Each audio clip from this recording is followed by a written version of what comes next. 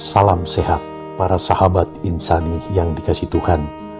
Hari ini Rabu tanggal 28 Juli tahun 2021 kita kembali berjumpa dalam Permenungan Insani, Inspirasi Sabda Allah hari ini. Bersama saya, Pastor Edi Octavianus Kaning dari Paroki Santo Martinus de Tours Bone-Bone, Keuskupan Agung Makassar. Mari kita mengawali permenungan kita dengan doa. Dalam nama Bapa dan Putra dan Roh Kudus. Amin.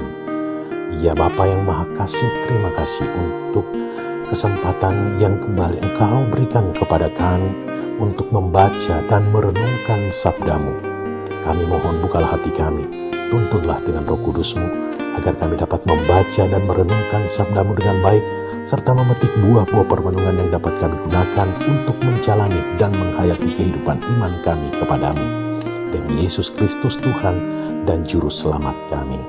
Amin. Dalam nama Bapa dan Putra dan Roh Kudus. Amin.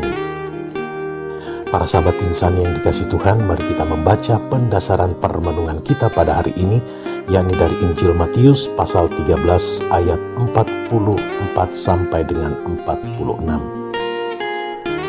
Hal kerajaan surga itu seumpama harta yang terpendam di ladang yang ditemukan orang, lalu dipendamkannya lagi.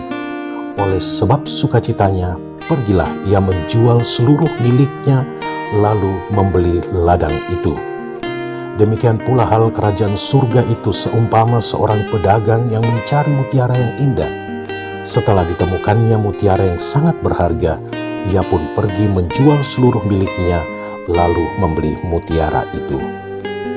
Demikianlah Injil Tuhan. Para sahabat insani yang dikasihi Tuhan, dalam Injil yang kita dengarkan pada hari ini, Kristus Tuhan kita kembali memberikan perumpamaan tentang kerajaan Allah.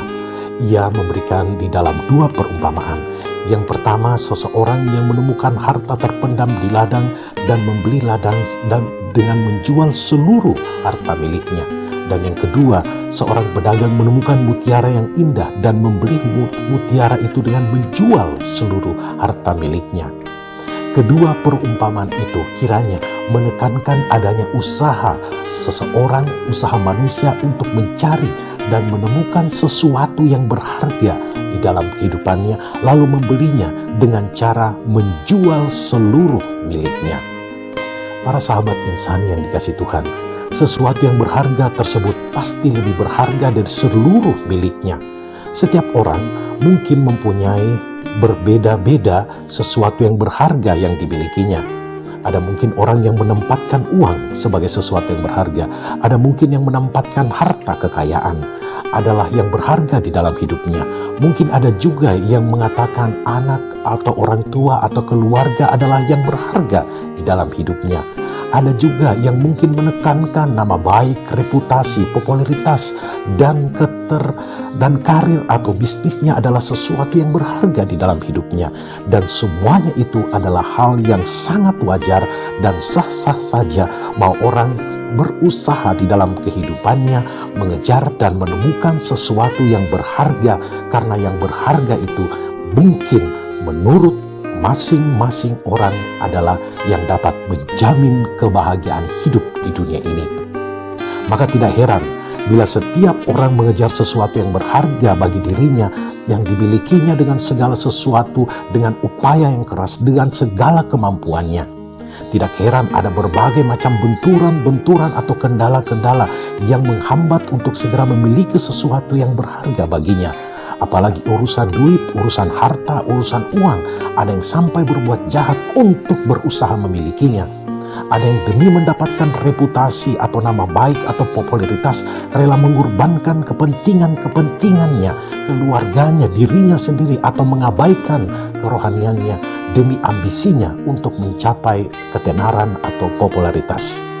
Para sahabat insan yang dikasihi Tuhan, mengejar sesuatu yang berharga di dunia ini adalah sesuatu yang memang sangat wajar. Tetapi kita pun perlu menyadari bahwa hidup kita sebagai orang beriman, kita mempunyai sesuatu yang jauh lebih berharga. kita berbicara tentang kehidupan iman kita, berarti kita berbicara tentang hubungan kita dengan Allah, hubungan kita dengan Tuhan yang menjadi pokok dari iman kita. Sesuatu yang berharga yang berasal dari dunia ini adalah sementara, sebab hal ini menyangkut pemenuhan kebutuhan tubuh, kebutuhan hidup kita, yang tentu saja akan hilang ketika tiba saatnya kita meninggalkan dunia ini. Maka di dalam Injil hari ini, kepada kita orang-orang yang beriman kepada Allah melalui Yesus Kristus, Tuhan Yesus Kristus menekankan kepada kita bahwa ada harta yang terpendam yang seharusnya dimiliki oleh seorang yang beriman. Harta terpendam atau mutiara yang berharga yang dimaksudkan itu adalah tentu saja kerajaan Allah. Allah yang meraja di dalam kehidupan, sesuatu yang berharga. Kerajaan Allah yang berharga itu tidak hanya bersifat kebahagiaan sementara ini saja, tetapi juga terlebih sifatnya kekal, yang tentu saja menjamin kebahagiaan hidup kekal di surga. Di dalam kehidupan dunia ini, kita diajak untuk selain mencari serta mengejar hal-hal yang berharga bersifat duniawi, tidak pernah melupakan sesuatu yang berharga dalam diri kita sebagai orang beriman, yaitu membiarkan Allah meraja di dalam kehidupan kita. Kerajaan Allah hadir di dalam diri kita, hadir di dalam kehidupan kita. Allah yang mengatur, Allah yang menempatkan kebahagiaan itu di dalam kehidupan kita, karena kerajaan Allah itu tidak hanya menawarkan kebahagiaan sementara di dunia ini saja, tetapi terlebih kebahagiaan kekal dalam kehidupan yang kekal di surga.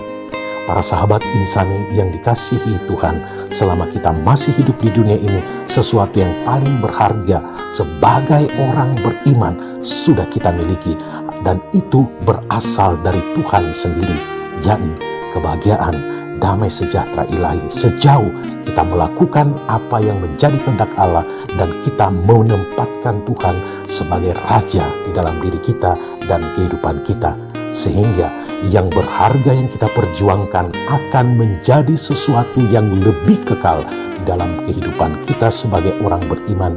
Maka carilah dahulu kerajaan Allah, maka semuanya akan ditambahkan kepadamu.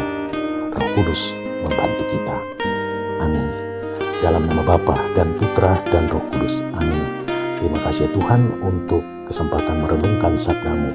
Buatlah kami untuk selalu menyadari dan menemukan harta terpendam yang ada dalam kehidupan kami sebagai orang beriman, yakni kerajaan Allah sendiri, kerajaan-Mu sendiri, di mana Engkau meraja atas diri kami dan membawa kami kepada kebahagiaan serta kesejahteraan, tidak hanya sementara, tetapi juga sampai kepada kehidupan yang kekal yang menjadi tujuan dari kehidupan iman kami. Turunlah berkat Allah yang Maha Kuasa atas saudara-saudari sekalian, dalam nama Bapa dan Putra dan Roh Kudus. Amin.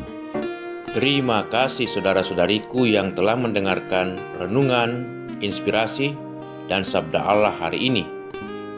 Saya, Pastor Marcelo Rotandung, mengucapkan berlimpah terima kasih kepada Pastor Edi Octavianus Kanio. Semoga Pastor bersama dengan segenap umat di paroki senantiasa diberkati Tuhan dalam setiap aktivitas dan pelayanannya. Amin.